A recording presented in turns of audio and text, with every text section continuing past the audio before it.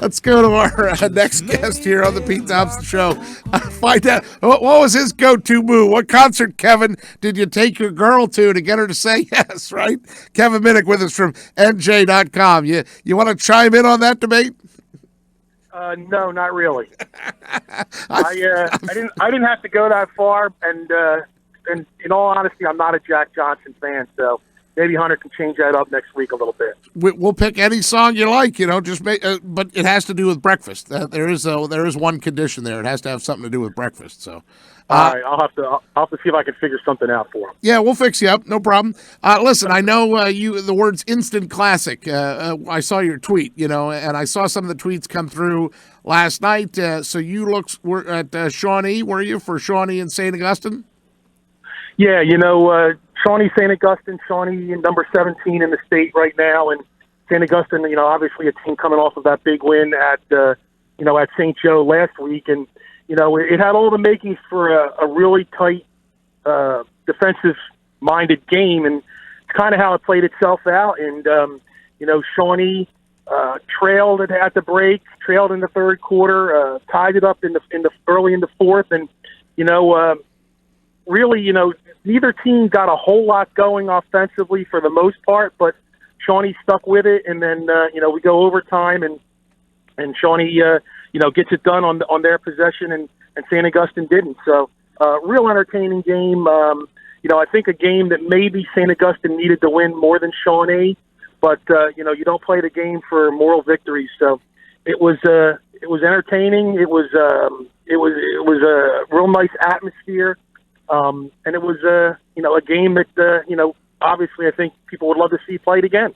Yeah, and there was a field goal missed late in regulation by St. Augustine, or how did the field goal not get converted? Both teams missed field goals in the closing minute and a half or so.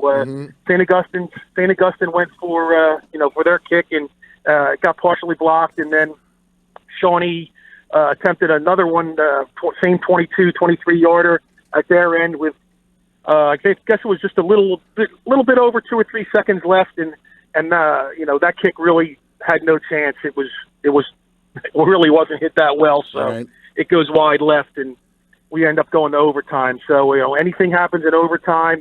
We don't have the NFL rules, thank goodness. So both teams had their opportunity, and Shawnee took advantage of theirs. Right, and if you get to overtime and you win the toss, you always want to go first, right? Force that other team. What's your preference there? What's the preference? For me, I'd rather put my defense on the field first, because okay.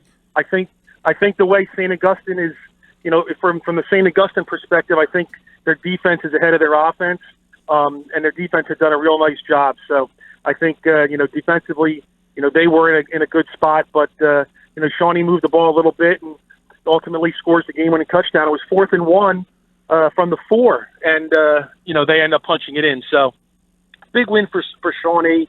A team that last year, despite winning a sectional title, its regular season run was not typical Shawnee football. Right.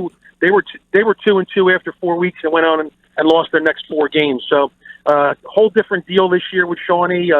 They returned a lot of kids who had went through that experience last year, but had also experienced what it was like to make that run to the title, to play in that bowl game at MetLife Stadium. So, I think a lot of people anticipated a much better Shawnee team, at least in the regular season, and so far so good. So Phil Evans had an unbelievable game to watch as Williamstown beats Lenape with an improbable comeback. That could be called instant classic, right? Yeah, I mean, I don't think anybody would have took the over in that game, and they ended up being 28-21. And Williamstown, that was a real major test for both teams. But for Williamstown to have negative yardage in the first half, find itself in the locker room down 13-0, and then come back the way it did behind junior quarterback Dougie Brown, says a lot about the character of that team. Lenape is a team that's not going to go away. And I think that, we're going to see those two teams playing again in late November, for a sectional title in Group 5. But, from what I understand and what I kind of thought, the atmosphere there was probably electric. I'm sure Williamstown always packs it in. Lenape traveled very well. So it was a really good football game, and it's a shame that we can't you can only get the one. But if anything, last night those two games were games that people would love to see again. Kevin Minnick's our guest at Minnick Sports on Twitter. If you follow him, you should follow him, is what I'm trying to say. NJ.com, as he was at Shawnee last night to see Shawnee and St. Augustine. We're talking about Lenape and Williamstown as a classic. I see also, Kevin, looks like every picture has a story, right? Rod Stewart says that. Mr. Clark, we missed you, but no, you were watching over us tonight. What's going on at Clearview? Clearview's, a team that's, putting it together, and they're kind of under the radar a little bit, but that's a team that went to the sectional final last year and lost to Shawnee in that final in a real close ball game. So Coach Scanlon's doing a real nice job at Clearview. He's got the kids believing in the system, and so far that they've gone out and they're winning football games and they're scoring some points. Delsey with an upset win, and of course all the emojis that go with it. By the way, do you tweet with a lot of emojis yourself personally, or do you just retweet the other people that put them in there? If I tweet with emojis, it's generally with the sport we're following, or it could be a check mark or a thumbs up. That's pretty much it. I really don't go too far down the line with some of these other ones that you see out there. Yeah, but like you said, that Delsey Camden game last night. That's obviously a game that I don't think anybody saw coming. Delsey had struggled a little bit in their first two games. Camden was off to a real nice start with a real nice assortment of athletes on that team, and for Delsey to go up there and win at Camden, is a big deal. And Delsey has been a team that, you go back over their starts in the last 8 to 10 years, and for some reason they are a slow starting team, and it starts to kick in at the end of the first month, and we're now, obviously we're in the last weekend of September, and Delsey started to kick it in a little bit. So that's obviously a game I think that, like I said, no one saw coming, and that's a huge win for a team that's traditionally a South Jersey power. Spending some time with Kevin Minnick in our South Jersey sports segment in the 9 o'clock hour here on the Pete Thompson Show on 97.3 ESPN. We've said this before about Timber Creek / Leary, but looks like Leary 2.0 got your attention last night as you tweeted out this kid's going to rewrite the record book. Yeah, I've heard about Donovan for a while. Obviously his older brother Devin, comes to Timber Creek and, starts to get into it as a sophomore and really built himself up. He's a state player of the year as a junior and has an outstanding career now at NC State. And, the thing is with Donovan right now, I think, is a little more advanced as a sophomore than Devin probably was. Donovan runs the ball, if necessary, a little bit better than Devin did at that time. And the thing with Donovan is he's got that same kind of arm. He puts the ball where his receivers can get it. He can put the ball on a dime. He's got a cannon for an arm. And, there's no doubt that you're going to see, if Timber Creek's scoring points, obviously he's at one end of it. He's starting it. And, I think he had 4 touchdowns again last night, 4 or 5, which, puts him up in the 15, 16 for the season already. So, if you haven't seen him play and you get an opportunity to see him play, I think you're going to be impressed. Maybe nothing more thrilling, Kevin, than overtime wins. I did see you retweeted some video from the Deptford overtime win, right? Yeah, Deptford, they go into Collingswood last night. Collingswood's playing the 1,000th game in program history, and obviously, I think with all that pageantry last night at Collingswood, they would have loved to come out with a W, but Deptford goes on the road, finds a way to get it done. And, I think Deptford is a team, although they lost last week, is a team that, is going to be in the mix when it comes playoff time. Al Oreo is now on the head coach. He's back at his alma mater for a second time. His coaching staff, I don't know if they're, I think it's probably not unique, but he's got 13 or 14 assistant coaches from varsity all the way down to the freshman level, and every one of them is a Deptford guy. So they know what they know what it's like to win. Deptford, anyone who knows South Jersey football history knows how tough Deptford was back when Coach Corby was there, and how they were winning championships and really, pounded the competition. And, they want to get back to that. And, it's going to take a little while. Nothing happens overnight when you're dealing with high school kids. But, they're doing a real nice job of kind of turning things around there. I know that they made the playoffs last year and started to turn things around. But, a new culture's in there now, a new coach who is a no-nonsense guy. And, they're starting to see some results. Seneca, Malin Jasinski, 4 rushing touchdowns, and Seneca rolling 35-7. They beat Cherry Hill West. Your thoughts about Seneca?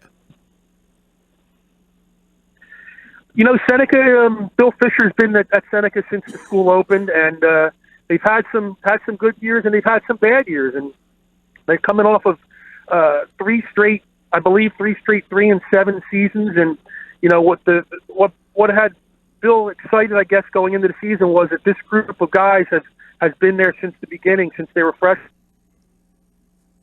And he kind of expected this team to maybe do a little bit more, and so far they've done that. And to win at Cherry Hill West has in the last year or two has taken a little bit of a step back due to the loss of a ton of guys to graduation a couple of years back. But Seneca is a team that is quietly getting it done, and Jalen's one of them kids in his 3rd year as a starter, I believe, and they're starting to reap the benefits of that experience and playing at the varsity level for a 3rd year. And for them to drop that many points is exciting for them. I know they get tremendous fan support, for the program, and he's going to have he's got a big game next week. He's going to play Woodrow Wilson, I believe, next week. So that's obviously going to be a major test. But for a program that has struggled recently, it's nice to see them enjoy some success. Spending some time with Kevin Minnick as we talk about Week 3 high school football Friday night games.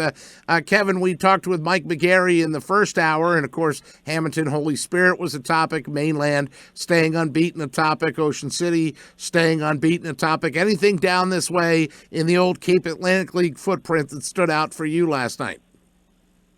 Well, I think the deal with Ocean City is a pretty big deal. I think a lot of people, those that are the detractors, will say, well, look at who they played so far and the results that those teams have produced, which has not been good. But for a team to go out there, score the points that they have, I think they dropped 30 on GAMI last night in the first quarter, and I don't care who you're playing, to do that in one quarter of football, tells you a little bit of something about how they've got their offense together, how the defense is playing well. So I think right now Ocean City is riding high. They got a lot of momentum.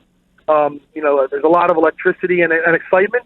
When we'll see what happens next week when they play at St. Augustine. St. Augustine's going to be a team that's going to be 1-3 now, and it's going to be, if they're not hungry for a W now, they never will be. So I think obviously it's going to be a test for Ocean City. I don't think St. Augustine will overlook them at all. Pete Lancette is too far good of a coach to let that happen. So I think right now, you look at like the traditional Cape teams. I think Ocean City's a great story.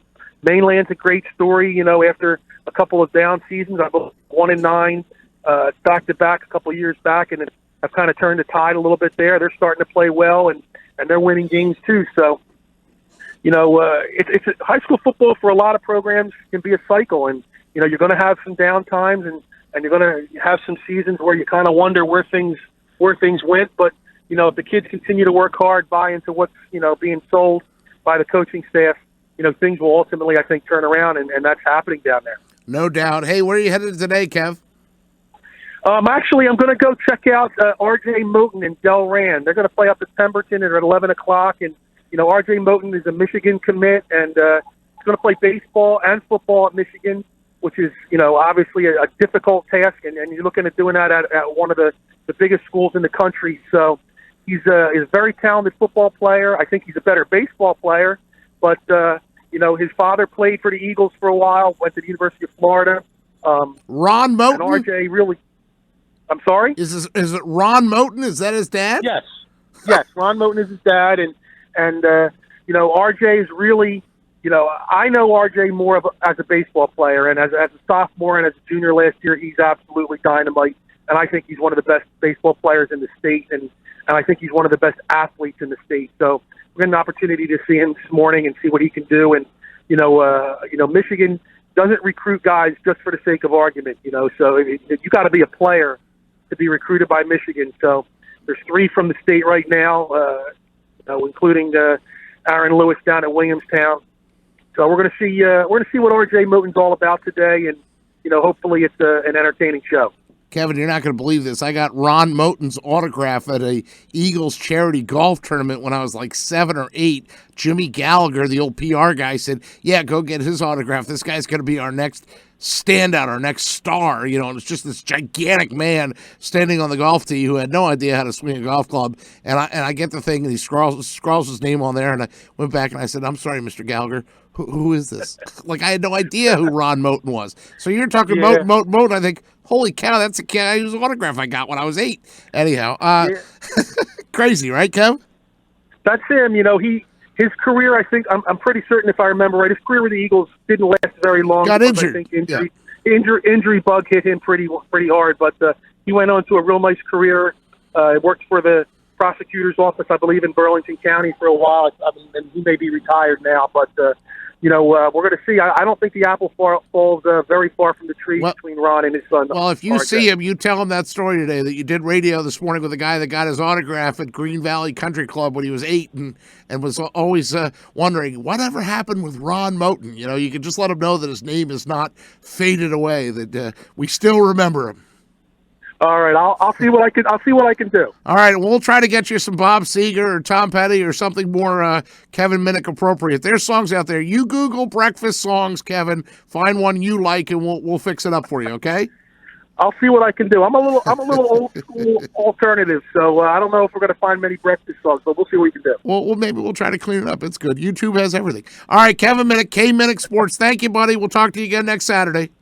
All right, I appreciate it. Kevin Minnick, NJ.com, at K Minnick Sports. That's fantastic. Kevin is not shy with his opinions. One of the reasons I enjoy running into him on the sidelines. I throw out Jack Johnson. He said, "I really don't like Jack Johnson."